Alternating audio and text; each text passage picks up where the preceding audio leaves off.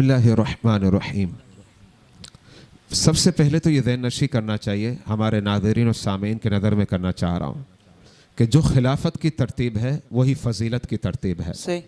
इसका मतलब ये है कि रब की बारगाह में नबूवत और रिसालत के बाद सबसे अफजल वो है जो अव्वल खलीफा है, यानी हज़रत सैयदना सिद्दीक़ अबू बकर, फिर उसके बाद हज़रत उमर बिन खत्ताब, उनके बाद हज़रत उस्मान गनी, और फिर चौथा नंबर जो है हज़रत सैयदना अली शेर खुदा का है।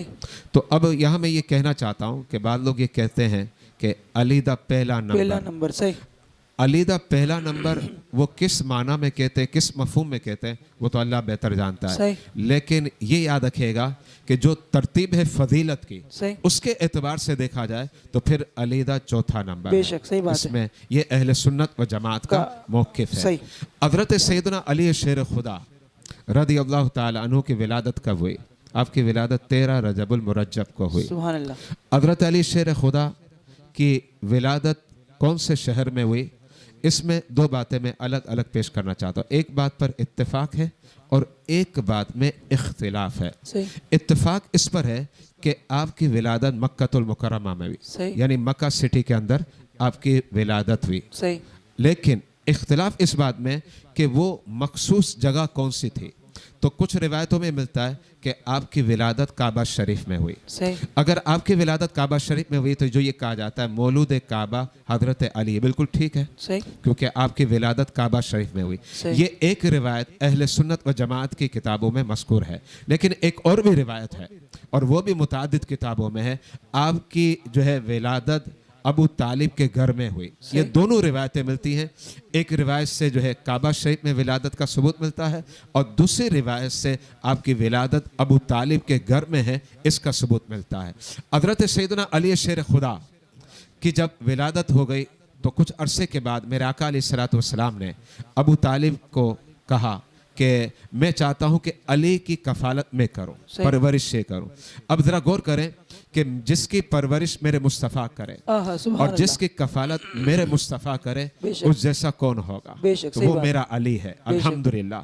तो हज़रत अली शेर खुदा जो है मेरे आका अलैहिस्सलातु वस्सलाम की परवरिश में रहे, आपकी तरबियत में रहे और आपकी कफालत में रहे। जब आपकी उम्र मुबारका 8 बरस की हुई तो आला हज़रत फादिल बरेलवी की जो तहकीक है, जो आपने फतावा रज़विया में दर्ज की, उस तहकीक के मुताबिक हज़रत अली शेर खुदा ने 8 बरस की उम्र में इस्लाम को कबूल किया।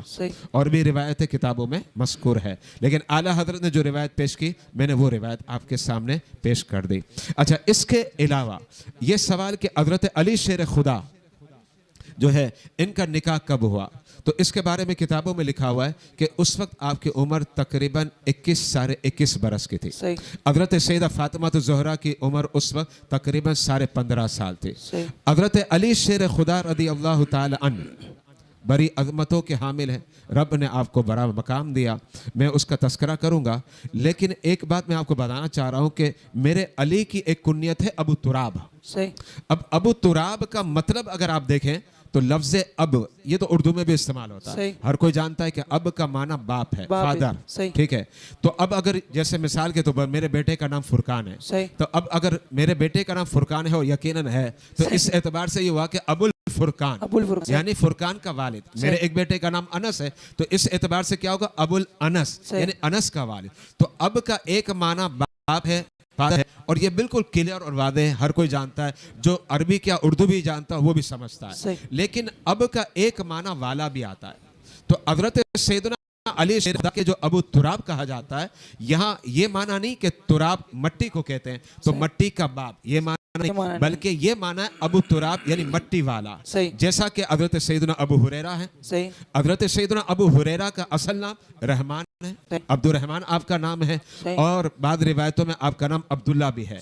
तो अब्दुल्ला है या अब्दुल रहमान है, जो भी है, लेकिन आपको याद किया जाता है अबू हुरैरा से। अब हुरैरा बिल्ली को कहा जाता है, कैट को कहा जाता है। तो अब का माना बाप थोड़ी है, अगर बाप हो तो माना ये होगा कि बिल्ली का बाप। यहाँ ये माना नहीं है, बल्कि अबू हुरैरा का माना है बिल्ली वाला। लेकिन एक बात ध्यान में रखिएगा, हज़रत सैयदना अबू हुरैरा آپ بھی انہی نام سے یاد کرتے ہیں جبکہ یہ اصل نام نہیں ہے. نام تو عبد الرحمن یا عبداللہ ہے اور زیادہ تر قول یہ کہ آپ کا نام عبد الرحمن ہے, لیکن آپ کو یاد کیا جاتا ہے ابو ہریرہ. اس کی وجہ کیا ہے؟ اس کی وجہ یہ کہ میرے آقا علیہ الصلوۃ والسلام نے ایک مرتبہ حضرت سیدنا ابو ہریرہ سے اس انداز میں فرمایا یا ابا ہریرہ.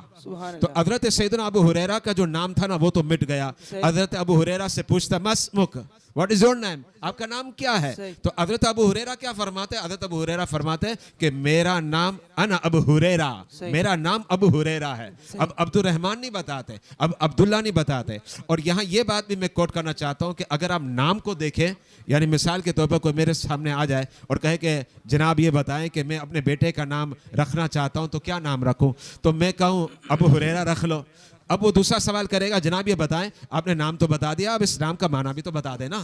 تو نام کا معنی اگر میں بتانے لگوں اور میں کہوں اس کا معنی بلی والا ہے تو کہے گا جناب کون سا نام بتا دیا, میں یہ کیسا نام ہے, اب یہ نام میں کیسے رکھوں. لیکن میں اس کو یہ کہوں گا کہ ذرا کان کھول کے سن لے, معنی کی طرف تجھے نہیں دیکھنا, نسبت یہاں میرے مصطفیٰ سے ہے. ظاہری بات ہے وہ صحابی رسول ہیں, بڑے عظیم ہیں حضرت ابو ہریرہ. نام لوگ بھول گئے, انہیں یاد کرتے ابو ہریرہ سے. تو میرے آقا علیہ الصلوۃ والسلام کے چہیتے داماد اور حضرت سیدہ فاطمہ الزہرا کے شوہر نامدار حضرت سیدنا علی شیر خدا کا نام علی ہے, لیکن جب آپ کو کوئی پوچھتا کہ بتاؤ آپ کون ہیں تو کہتے ہیں انا ابو تراب, میں ابو تراب ہوں. اس کی وجہ کیا ہے؟ بخاری شریف کے اندر یہ روایت موجود ہے اور وہ روایت اس انداز میں ہے, وقت کیلولا تھا, کیلولا کا وقت تھا جو دوپہر کا. اس وقت میرے آقا علیہ الصلوۃ والسلام حضرت علی کے گھر پر آئے.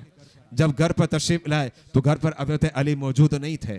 تو آپ نے اپنی لخت جگر سیدہ فاطمہ الزہرا سے پوچھا علی کہاں ہے. تو حضرت سیدہ فاطمہ الزہرا نے لفظ استعمال کیے اور وہ لفظ بخاری کے اندر موجود ہے, میں وہ لفظ سنانا چاہ رہا ہوں, فغاضبنی, جس کا معنی یہ ہے حضرت علی مجھ پر غضبناک ہو گئے. فغاضبنی, حضرت علی مجھ پر غضبناک ہو گئے اور ناراض ہو کے چلے گئے. میں ان لفظوں کی تھوڑی وضاحت کرنا چاہوں گا جو آگے کروں گا. حضرت علی جو ہے گھر میں نہیں تھے بلکہ مسجد نبوی میں تھے. میرے آقا علیہ الصلوۃ والسلام نے ایک شخص کو کہا جاؤ علی کو تلاش کرو, علی کہاں ہے. جب وہ شخص تلاش کرتا ہے تو دیکھتا ہے کہ حضرت علی شیر خدا مسجد نبوی کے اندر سو رہے ہیں. حدیث کے الفاظ ہے راکدن, راکدن کا معنی سوئے ہوئے. تو حضرت علی مسجد نبوی میں سوئے ہوئے تھے اور میرے آقا علیہ الصلوۃ والسلام کو وہ قاصد آ کر بتاتا ہے کہ حضرت علی مسجد نبوی میں سو رہے ہیں. اچھا اس زمانے میں فرش ایسے تو نہیں تھے جیسے آج کل ٹائل کے ماربل کے بنے ہیں, اس زمانے میں کچے فرش ہوتے جس سے مٹی اڑتی رہتی تھی. تو وہ مٹی حضرت علی کے جسم پر بھی لگی تھی.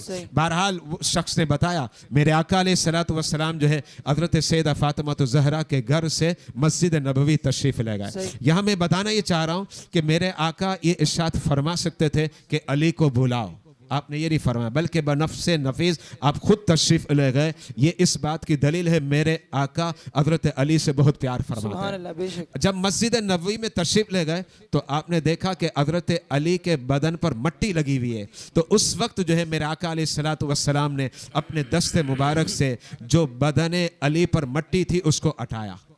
دیکھیں یہ بھی محبت ہے, مٹی کو خود اپنے دست مبارک سے ہٹایا اور اس وقت آپ نے ارشاد فرمایا قم یا ابا تراب, کھڑے ہو جاؤ اے ابو تراب, یعنی مٹی والے. تو حضرت علی نے جب یہ کلمات سنے نا تو اب کوئی پوچھنے والا جب پوچھتا ہے کہ آپ کون ہے تو وہ کہتے ہیں انا ابو تراب, میں مٹی والا ہوں. اب کوئی معنی کو دیکھتا ہے تو شاید کچھ کہہ دے گا, لیکن نسبت کو دیکھتا ہے تو پھر علی کی طرح جم جم کے کہتا ہے ابو تراب بھی بہترین الفاظ ہیں اور ابو ہریرہ بھی بہترین الفاظ ہیں. یہ حضرت سیدنا علی شیر خدا کی عظمت اس حدیث میں واضح ہوئی. لیکن میں نے ابتدا میں آپ کو یہ کہا تھا کہ فغاضبنی کا لفظ میں واضح کرنا چاہ رہا ہوں. ذرا غور کریں, یہاں حضرت سیدہ فاطمہ اور حضرت علی شیر خدا کے درمیان تھوڑی رنجش ہوئی اور حدیث کے بالکل واضح لفظ ہے جو میں نے بخاری کے سنا ہے, یہ لفظ میرے نہیں ہیں بخاری شریف کے ہیں.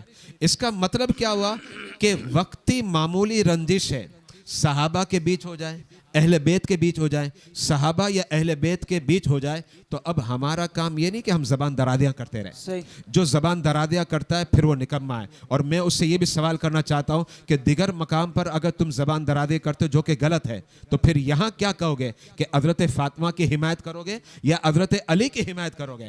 لیکن ہم سنیوں کو جب پوچھا جائے گا تو سنی جو ہے جھوم جھوم کر کہے گا فاطمہ بھی میری ہے، علی بھی میرا. سبحان اللہ، سبحان اللہ. الحمدللہ دونوں ہمارے سر کے تاج ہیں، آنکھوں کا نور ہے اور دلوں کا سرور ہے. حضرت علی شیر خدا کی عظمت کے حوالے سے میں ایک واقعہ ایک اور پیش کرنا چاہتا ہوں جو مولانا روم نے پیش کیا ہے مثنوی کے اندر، اور دیگر بڑے فضائل ہیں. میں ان وہ فضائل پیش نہیں کر رہا، لیکن یہ واقعہ میں اس لیے پیش کر رہا ہوں کہ میں یہ سمجھتا ہوں کہ 100 رکعت نفل پڑھنا آسان ہے لیکن اس پر عمل کرنا مشکل ہے. اگر کوئی کہتا ہے کہ میں سارا سال روزہ رہوں، رمضان کے روزے کی بات نہیں کر رہا، اس کی مثل تو کوئی روزہ ہی نہیں ہے، لیکن نفلی روزہ میں سارا سال رکھوں تو میں سمجھتا ہوں وہ آسان ہے لیکن اس پر عمل کرنا مشکل ہے. اب وہ کیا میں آپ کو بتاتا ہوں. حضرت علی شیر خدا جو ہے آپ کے مقابلے پر ایک کافر جنگجو آیا، مقابلہ چلا، حضرت علی نے اسے پچھاڑ دیا اور اس کے سینے پر بیٹھ گئے. اب قریب ہے کہ حضرت علی جو ہے اس کے سر کو تن سے جدا کر دے، اور وہ کافر یہ سمجھ رہا تھا کہ اب میں گیا یعنی میری ہلاکت ہو جائے گی، لیکن اس نے کیا کیا کہ پتا ہے کہ میں تو مر جاؤں گا، اس نے اس وقت جو ہے نا اپنا تھوک حضرت علی کے چہرے پر پھینکا. جب حضرت علی کے چہرے پر پھینکا تو حضرت علی نے اسے چھوڑ دیا. جب حضرت علی نے چھوڑا تو اس نے پوچھا کہ اے علی یہ کیا بات ہے، اگر آپ چاہتے تو میرے سر کو تن سے جدا کر دیتے اور نیزہ یا تلوار جو ہے میرے دل میں جو ہے نا داغ دیتے اور میں مر جاتا. موت تو میری آنکھوں کے سامنے تھی، میں نے تو یہ سوچ لیا تھا کہ آج میری ہلاکت ہے، میں مر جاؤں گا، لیکن آپ نے مجھے کیوں چھوڑ دیا؟ تو حضرت علی شیر خدا نے اس وقت جو ارشاد فرمایا وہ قابل توجہ بات ہے. میں ناظرین سامعین اور اپنے لیے بھی یہ نظر کر رہا ہوں، پیش کر رہا ہوں، کیونکہ اللہ ہمیں عمل کی توفیق دے. ہم باتیں تو بڑی کرتے ہیں، گفتگو بھی کرتے ہیں، نصیحتیں بھی کرتے ہیں اور یہ بھی سناتے ہیں وہ بھی سناتے ہیں، یعنی باتوں میں ہم تیز ہیں. کہتے ہیں گفتار کے غازی تو بن گئے، تو ہم گفتار کے غازی ضرور بنیں تاکہ دین کی خدمت کریں اور اپنی باتیں جو ہیں لوگوں کے دلوں تک پہنچائیں. لیکن رب کی بارگاہ میں یہ بھی تو دعا ہونی چاہیے کہ رب ہمیں کردار کا غازی بھی بنائے. جیسے اب آئینہ دیکھتے تو دعا پڑھتے ہیں اللہم حسنت خلقی فحسن خلقی، مولا تو نے چہرہ تو بڑا خوبصورت بنا دیا، لیکن مولا اب تو ہمارے من کو اور ہمارے اخلاق کو بھی خوبصورت بنا دے. تو اگر گفتار خوبصورت ہو بالکل ہونا چاہیے اور اچھی بات ہے، سونے پر سہاگا ہے، لیکن کردار اگر خوبصورت ہو جائے تو پھر اس کی مثل تو کچھ ہی نہیں ہے. تو حضرت علی شیر خدا نے اس وقت جو ارشاد فرمایا یہ ناظرین بھی سنیں اور سامعین بھی سنیں. اور جو حضرت علی سے محبت اور عقیدت کے دعوے دار ہیں، اور الحمدللہ ہم سنی ہیں، الحمدللہ ہم حضرت علی شیر خدا کے غلام ہیں، لیکن بات یہ ہے کہ جو تعلیمات علی ہے اس پر بھی تو عمل ہونا چاہیے نا کہ تعلیمات علی کیا ہے. تو حضرت علی شیر خدا نے فرمایا کہ جب میں تیرے اوپر چڑھ گیا، تیرے جو ہے نا پیٹ پر چڑھا تھا اور مارنے کا ارادہ کر رہا تھا، اس وقت میں اللہ کی رضا کے لیے کر رہا تھا، لیکن جب تو نے تھوکا میرے چہرے پر تو مجھے تھوڑا غصہ آیا. اب میرے دل میں یہ بات آئی کہیں ایسا تو نہیں میں اپنے نفس کے خاطر تمہیں قتل کر رہا ہوں. اللہ اکبر. اب ذرا غور کریں کہ نفس کے خاطر قتل کرنا یہ تو اپنے ذات مقصد ہوا نا. تو اگر انسان مخلص بن جائے، اس سے جو سبق ملا کہ انسان جو ہے مخلص بن جائے اور اسے للہیت حاصل ہو جائے تو سنیے گا اس بندے جیسا کوئی بندہ ہی نہیں. اور یہی میں کہنا چاہ رہا ہوں کہ علی شیر خدا کا پیغام یہ ہے کہ آپ کوئی کام کرے تو اللہ کی رضا کے لیے کریں، مخلوق کے لیے اور خلق کے لیے نہ کیے. اس لیے کہ خلق اور مخلوق کیا دیں گے؟ دینے والا تو میرے رب کی ذات ہے اور نبی کے تصدق سے ملتا ہے. اب ہم وصال کی طرف آ جاتے ہیں، کیونکہ کچھ باتیں انشاءاللہ وقت افطار میں بھی پیش کروں گا. وصال کی طرف آتے ہیں. حضرت علی شیر خدا 40 ہجری ہے، رمضان المبارک کا مہینہ تھا. حضرت علی کا ایک انداز تھا، آپ نماز فجر کے لیے تشریف لے جاتے تو جب اپنے گھر سے نکلتے تو آپ الصلاۃ الصلاۃ کہتے. وہاں قریب میں ہی آپ کے گھر سے بالکل قریب ہے مسجد کوفہ، بہت بڑی مسجد، الحمدللہ میں نے متعدد مرتبہ مسجد دیکھی ہے بنفس نفیس. اور جو حضرت علی کا مکان وہاں مشہور ہے میں نے اس کا بھی دیدار کیا ہے، بہت زیادہ فاصلہ نہیں ہے. حضرت علی شیر خدا جو ہے اپنے گھر سے نکلتے فجر کی نماز کے لیے اور الصلاۃ الصلاۃ کی صدائیں دیتے تاکہ گھروں میں آواز جائے اور لوگ جو ہے جلدی سے مسجد میں آئے.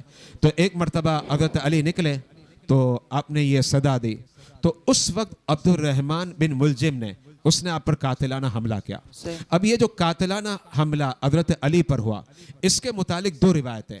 एक रिवायत ये कि 16 रमज़ान अल मुबारक है और एक रिवायत ये कि 19 रमज़ान अल मुबारक है।